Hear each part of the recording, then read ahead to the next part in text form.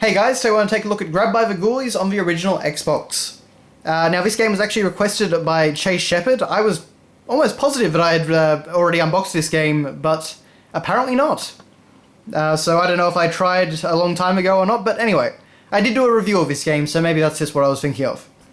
But this is a Rareware game, or a Rare game, of course. They were using the new logo by this point. But you can even see down here from the creators of Donkey Kong Country and Banjo-Kazooie. So, yeah, Grabbed by the Ghoulies is a very interesting original IP that was released on the original Xbox. It's honestly a fantastic game in my opinion. I really had a lot of fun. It's certainly a bit rough around the edges, but very enjoyable, and it's a shame that the sequel actually never happened. This game did not sell very well from what I understand. But on the front here we have, of course, our protagonist, and as well as some of the enemies, some of the Ghoulies. As you can see, those fire imps are always annoying. And, yeah, that's really all there is to see on the front. In the game, you could actually pick up things like pool cues as weapons, so that is one of the gameplay features on the front. We have this lovely little title card over here. And you can see it actually continues the image from the front. And then on the back, we've got this, if the light will let me show you, this lovely creature here pointing at all the different features of the games. Laugh in the face of danger. So, straying too far from your homelands, you stumble across Ghoulhaven Hall, a huge mansion chock full of freaky, funny ghoulies. You'll have to beat tons of ghoulies to make your escape, so use whatever you can find to bash, smash, crash, and give the dirty fighting ghoulies what they deserve. Douse fire imps with fire extinguishers, toss Verger at boxing skeletons, even beat up a zombie with his own arm. Everything's fair game. Nothing here is what it seems. So, thinking about it, actually, the fire imps may be a reference to Conker, but as you can see, it used a very nice cel-shaded art style. So it was kind of very, like, I don't know, cartoony horror. We can see the lovely Medusa head here.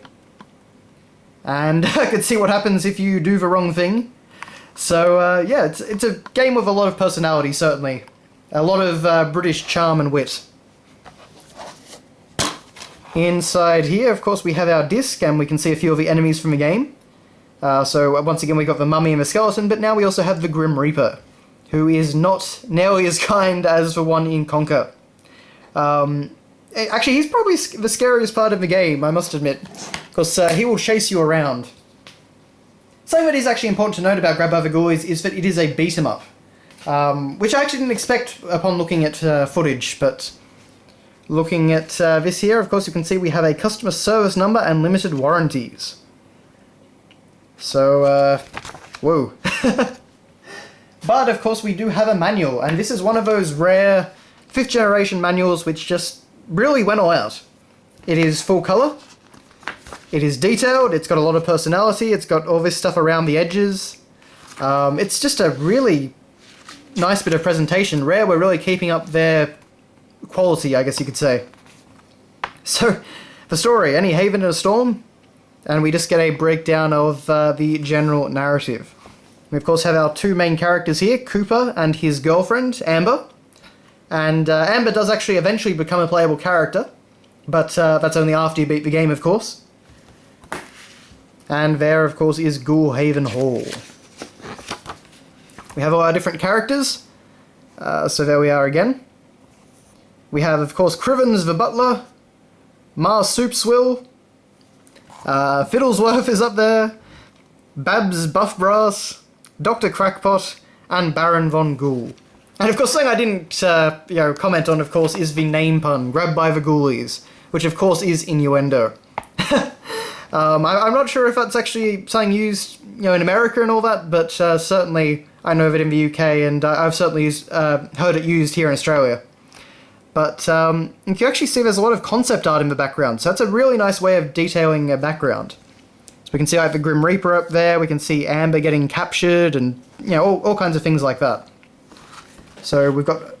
The game does have a probably 6-hour campaign, and it also has a bunch of bonus challenges. Don't run before you can walk, sir. Some of those later ghoulies are most fearsome. So Crivens, of course, explains things as we go along. Then we have the controller. You can see you've got all these vines coming out, and Crivens explaining everything. So it's just a really fun manual. And you can see we've actually got really big pictures here. and they try to explain everything with as little text as possible. Playing the game, getting around in Ghoulhaven, some more artwork as you can see. And, but yeah, it's aside from that, of course, it's just explaining all the different elements in the game. Super Scary Shocks, which are essentially quick-time events. One of which does reference Banjo-Kazooie.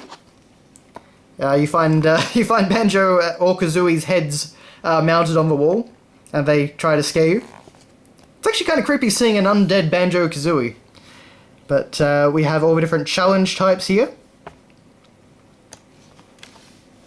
All the items that you can use, so of course breakable scenery, soup spills, super soups, bonus books with the Rare logo on them, prisoners, which is always kind of funny actually.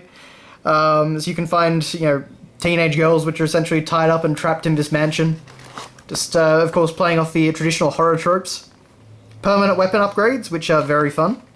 And, of course, temporary weapons. I feel like that fish has to be a reference to On Guard, but not quite sure. Of course, they didn't have the rights to Donkey Kong anymore, so... And then, of course, we have the Ghoulies, so we get some nice renders of each of them there. And, there's a creepy picture frame and a skeleton and all good stuff like that. And some more artwork in the background. And then we get some game hints. From Crivens, of course. And this looks just like they are delivered in the game. But, the only problem with my manual is that it's got this little bit eaten out of it, which I didn't notice when purchasing the game several years ago now. But, if you do want to know more about it, I did actually do a review of Grabbed by the Ghoulies, but just in general, I consider it a really fun game, and seemingly it's not one that many people have heard of. I certainly didn't know anything about it before I bought it.